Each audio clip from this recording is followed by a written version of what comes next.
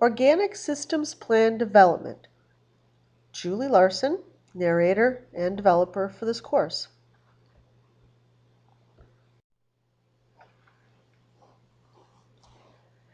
Before you even begin to fill out your application for being certified organic, it's a great idea to go ahead and contact your certifying agent.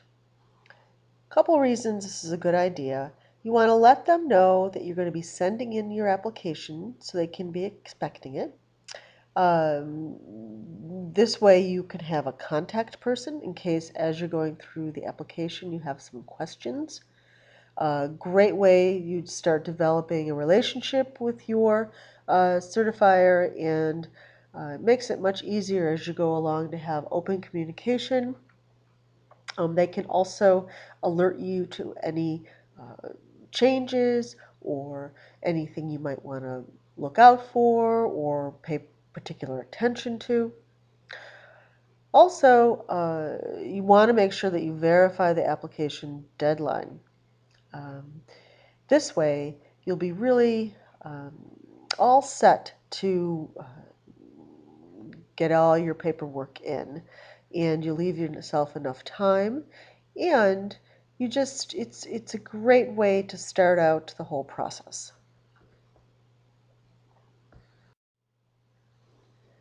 The first year is of the paperwork is the organic systems plan.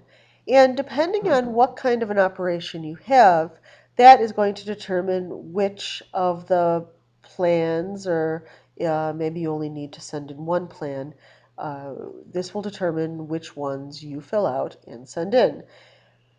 Um, for the most part, there's a general farm plan that needs to get sent in, most commonly. If you're going to do livestock, you need to do a livestock plan.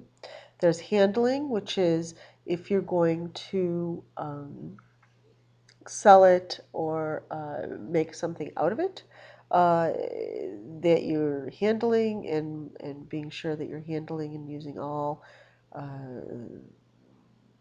any of the products that are required for packaging are all within the certified organic list, the OMRI list. If you're a processor, food processor or livestock processor, you need to be certified and fill out the organic system plan. Greenhouse is another one that's fairly common.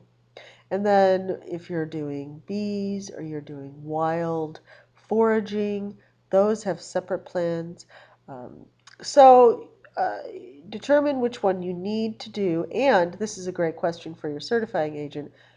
Make sure that you ask them what plans you should be filling out for what you're doing. The second year, so this is just for the first year. The second year, you will have to turn in the organic system plan again, being sure to make any kind of changes. And also, you will have to turn in what's called an organic system plan update. And that will include some other information. But for what we're talking about, we're just going to go for that first year.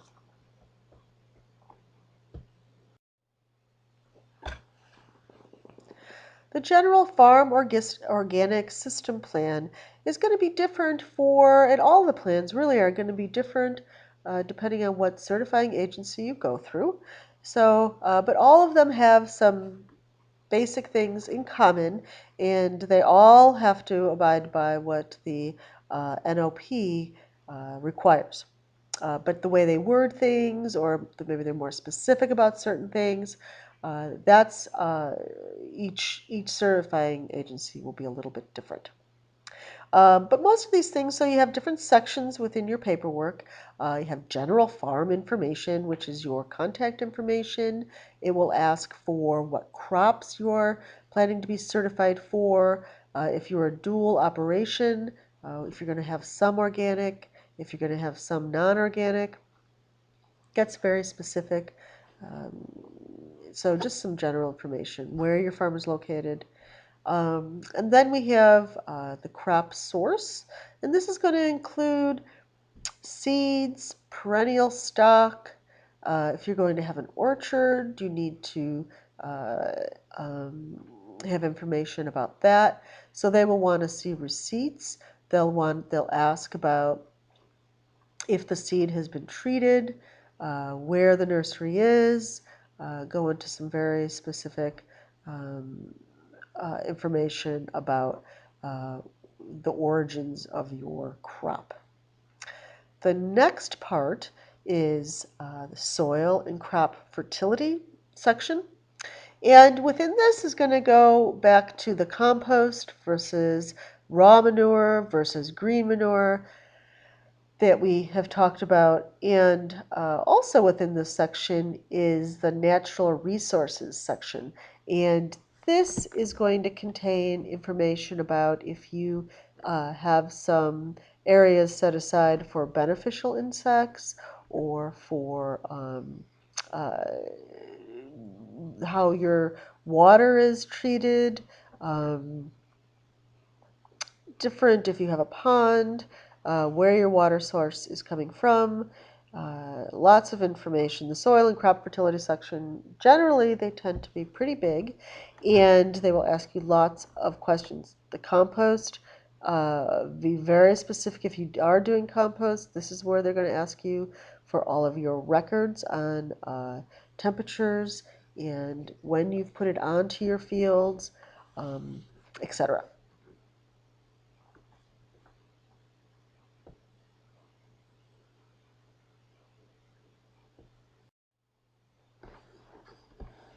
Continuing on with our farm system plan sections, within this we're going to have crop management. So here they will ask for crop rotations. Again, they'll be talking about field maps, um, ways that you're handling your crops, the pest and disease management, so what you're putting on the plants. Uh, um, all of this will go in the crop management. This is another section that can be quite lengthy. Um, and then there's also a section called organic integrity, and this is where you fill out if it's your land, if it is rented property, if the whoever adjoins your land, uh, the buffer zones, a lot of this about just the uh, how your land is laid out, and so that any drift issues also would be in this section, where your uh, maybe what your neighbors are growing might be in this section depending on the certifying agency. And then the next one is record keeping system. So what kind of system are you using? They'll ask you many questions about how, do you have a complaint log? Many times that is just like, what?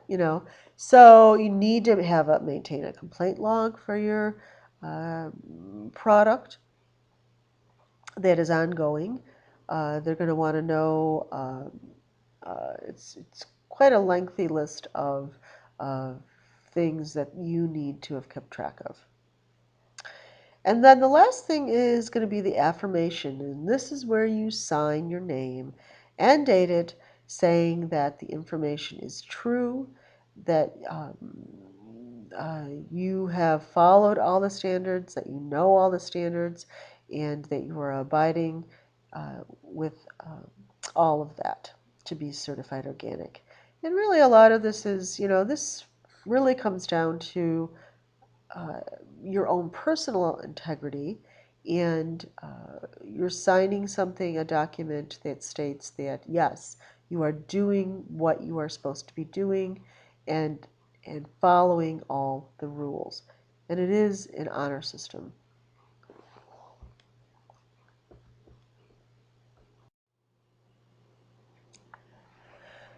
At this point, you should have all your application is all filled out.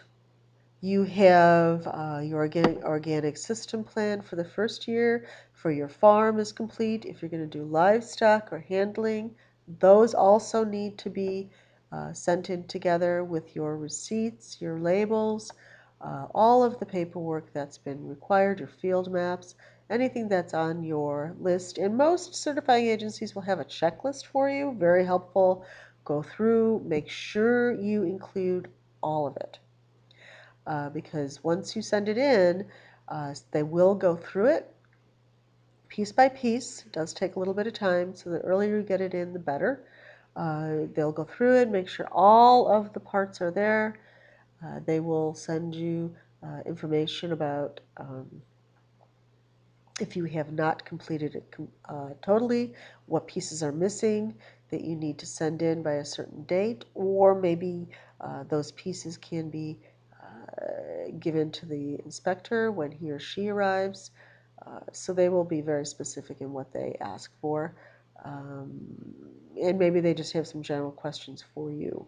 So then, so all of that's been sent in.